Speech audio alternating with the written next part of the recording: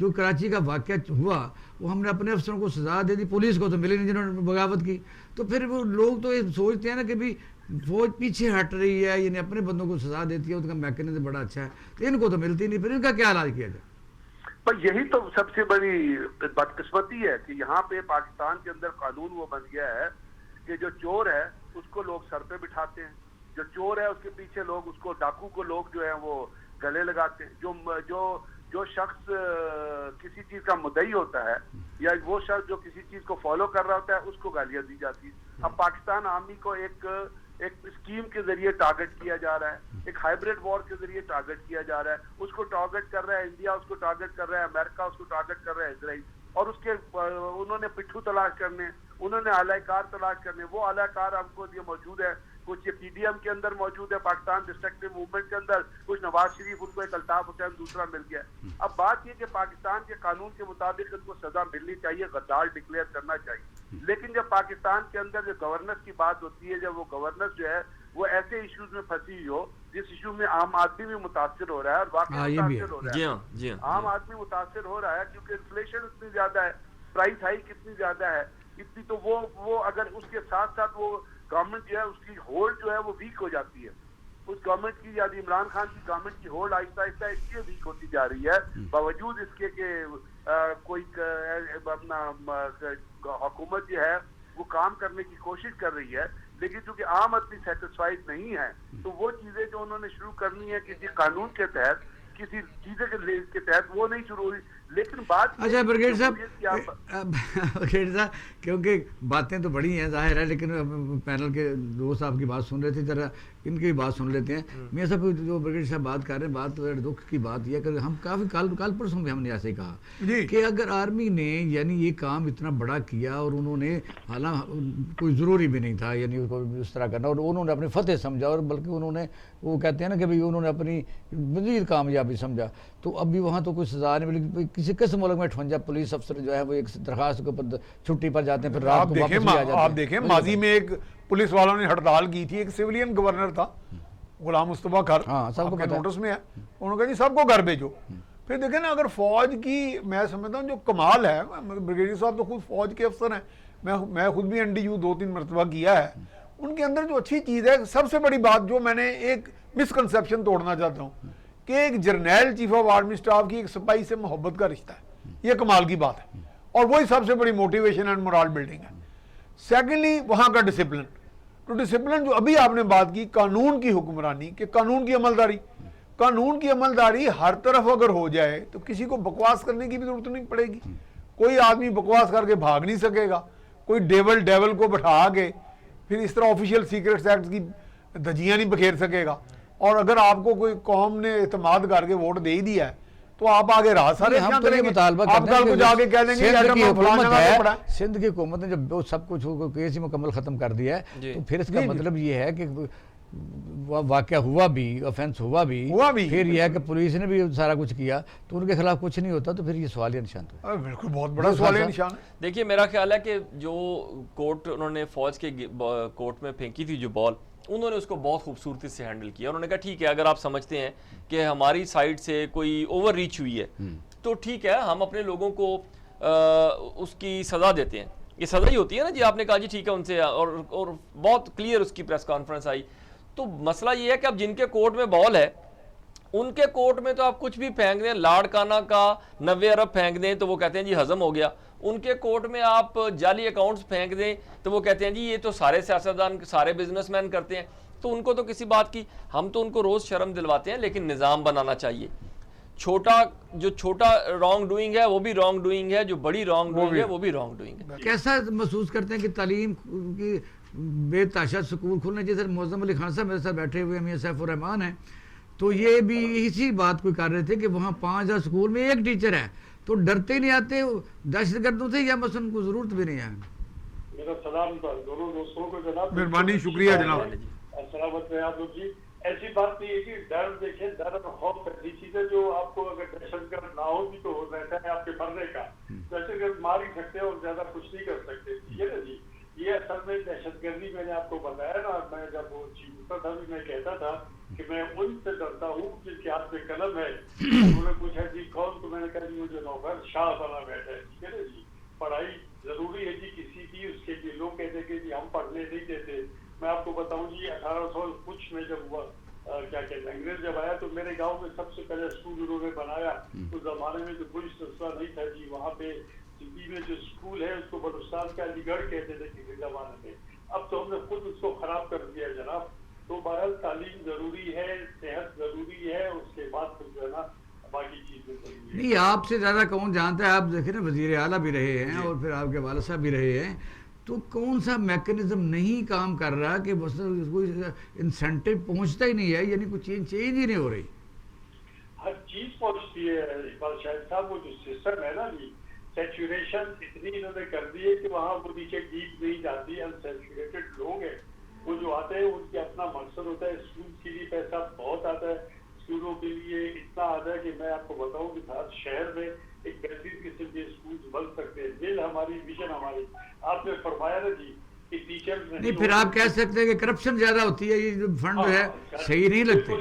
यकीनन जी करप्शन तो देखिए ना हमारी सोसाइटी में अगर आपको करप्शन करनी नहीं आती तो आप न उसमें बेकार है जनाब। कोई भी किसी आपको पसंद नहीं करता। यकीनन करप्शन का वो क्या कहते सिलसिला है, दूर दूर इलाके हैं बलूचिस्तान को अभी तक उस तरह से नहीं रखा गया कि रोड्स बनते वहाँ पे कोई जाता जी। पहाड़ों में कहीं जाके एक किली है या गाँव में छोटा सा वहाँ स्कूल बनवा लिया, वहाँ के बड़े के हाथ में आ जाता है जी। सीधी सी बात है जी। अब वहाँ पे घोष स्कूल भी हैं। नहीं, आपके ख्याल में वज़ीर आज़म ने जो इस वक्त अनाउंसमेंट की है, क्या वो अगर अमल दरामद हो जाए तो कोई बेहतरी आएगी, ऐसे और आप डिमांड करते हैं कि और ज़्यादा काम करने की ज़रूरत है? खुशी से एक बार मैं जाते अगर एतबार होता मैं आपसे अर्ज करूँ कि जनाब तो उनकी तकरीर मैंने सुनी, मुझे बहुत अच्छी लगी। सिर्फ एक बात थी कि बलूचिस्तान को उस तरह से पिछले वज़ीर-ए-आज़मों ने नहीं देखा। वो कि हर कोई कहता है मैं देखता हूँ, मैं करूँगा, हमारे भाई हैं बलूचिस्तान पसमानदा है। उन्होंने ये भी मान लिया कि कुछ नहीं हुआ तो मैं कोशिश उनको कहूँगा कि वो कोशिश करें कि बलूचिस्तान पे फोकस करें जी। बलूचिस्तान पे फोकस बिल्कुल भी नहीं है। अब आपको बताऊं कि जी 65 का हाउस है, जो आ जाते हैं किसी भी तरीके से वो ऐवान में जाते हैं तो उन्हीं के पास ही विजडम है, उन्हीं का हक है। बाकी स्टेक होल्डर सारा बलूचिस्तान। हाँ, ये बात आपने बड़ी कही है। बात सिर्फ ये है कि काश वज़ीर आज़म, लेकिन वो हर पार्टी की पॉलिसी होती होगी कि जो लोग इस वक्त सिटिंग गवर्नमेंट में हैं उनसे अलावा आप स्टेक होल्डर्स हैं जो चंद वोटों से हार जाते हैं या कभी नहीं खड़े होते, तो उन लोगों के जिरगे को भी मिलना चाहिए, उनकी भी बातें सुननी चाहिए ताकि इस्तेहकाम पैदा हो। बात तो ये है ना इकबाल शाह साहब कि हमारी सियासत में इखलाकी अक़दार नहीं रही ना जी।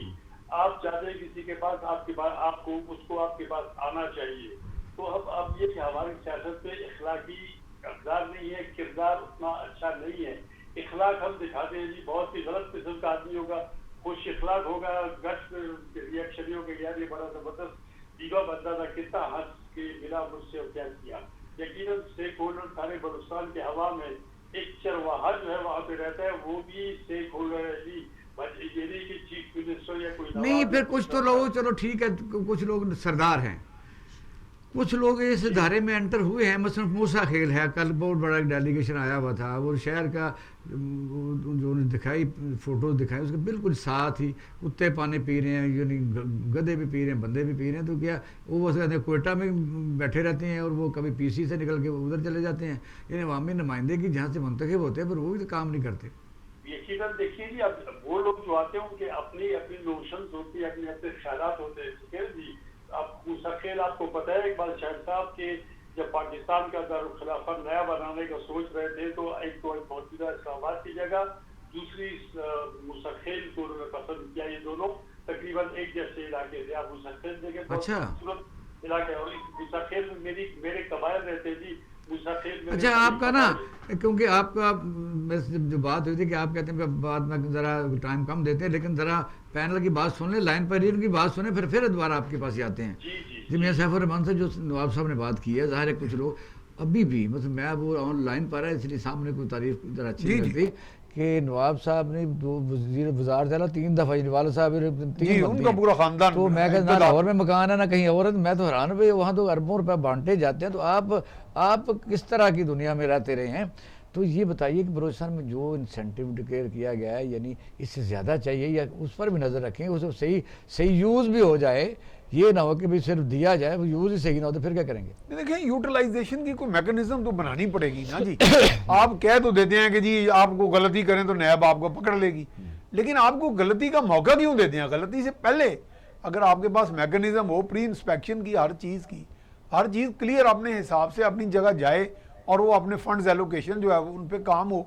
आपको याद होगा एक हमारे यहाँ पीटीआई का, वैसे थोड़ा सा मौजूम साहब बात सही भी कह रहे हैं, अभी हाल ही में भी एक तजर्बा सामने आया केबीके के हवाले से जी। उसमें गालिबन कोई इनएक्सपीरियंस है उनका या जो भी है, उनका एक बड़ा वफ्द आया, इकबाल साहब, और वो बड़े सीनियर जर्नलिस्ट थे सारे मुख्तलिफ तबका फिक्र के, यानी कोई इधर की पार्टी का कोई उधर की। हमने उन्हें सवाल किया कि यार ये आज पिछले टर्न्योर की बात है कि वहाँ के सुनाए तरक्याती कामों का, उन्होंने कहा जी कि 3 साल का बजट जो तो लैप्स हो गया, एनुअल डेवलपमेंट इस्तेमाल ही नहीं हुआ। अब बल्कि आप कल परसों भी ये खबर चल रही सरप्लस हो गया, अब कल परसों भी खबर चल रही थी कि वहाँ किसी पता नहीं कि एक और बहुत बड़ा कोई मंसूबा है। लेकिन अगर देखा जाए तो हम महरूमिया कह रहे हैं, ग्वादर वहाँ बन रही है, जो सी पैक ग्वादर है, कोस्टल हाईवे है, ऐसा नहीं है, बड़ा पूरा देखिए मंसूबा है, बदल रहा है, लेकिन हुकूमत को प्रायोरिटाइज करना ही पड़ेगा। देखिए मियां साहब जो बात कर रहे हैं बिल्कुल दुरुस्त है। देखिए आप मुझे बताइए कि इतना बड़ा वहां पे करप्शन का मुकदमा आया था, हमारे यहाँ वो हम फॉलो अप नहीं करते ना, वो एक लांगू साहब का मामला आ गया था, एक सेक्रेटरी साहब पकड़े गए थे, क्या बना उसका? जब आप घर में पैसे रख के ऐसे बांट रहे थे, आपने एक प्रोविंस को और अपनी पॉलिटिकल मजबूरियों की वजह से अगर आप कहते हैं जी वो नाराज हो जाएगा, वो नाराज हो जाएगा, फिर इस सूबे का यही हाल रहेगा। आप देखिए, आप अभी जिक्र कर रहे हैं बारोदी साहब का, ये हमारे लिए बहुत मोहतरम है, ऐसे लोग बहुत कम हैं जिन्होंने उससे सियासत से माल नहीं बनाया, तालीम को जी हाँ, जो चाहते हैं कि इनके लोग पढ़े लिखे हों। लेकिन प्रॉब्लम ये है कि बलूचिस्तान के लोगों को भी अब ये समझना होगा कि उनकी महरूमियों और उनके मसाइल की वजह सिर्फ वफाक नहीं है, उनके अपने लोग भी हैं, उनको खुद खड़े होना होगा। पता है कि तालीम और रोशनी को कोई नहीं रोक सकता। देखिए ना, सी पैक जब चाइना एंटर हो रहा है, वो बहुत हैवी रोड्स बन रही हैं वहाँ, यानी एयरपोर्ट्स बन रहे हैं, और जब ये सारी चीज़ें एक्टिव होएंगी तो ऑटोमेटिक, मैं नहीं समझता कब तक इसको गिरफ्त को आप मजबूत रखेंगे। देखिए, गिरफ्त को मजबूत सिर्फ करने का मसला नहीं है, सब कुछ चीन ने करना है, तो फिर हमने क्या करना है? ये तो हम चीन पे डाल रहे हैं ना। हमें चीन सी पैक के आने से पहले अपने लोगों की तरबियत करनी है, वहाँ का इंफ्रास्ट्रक्चर दुरुस्त करना है, उनके सेहत के मसाइल को हल करना है, सिक्योरिटी के मामलात को देखना है।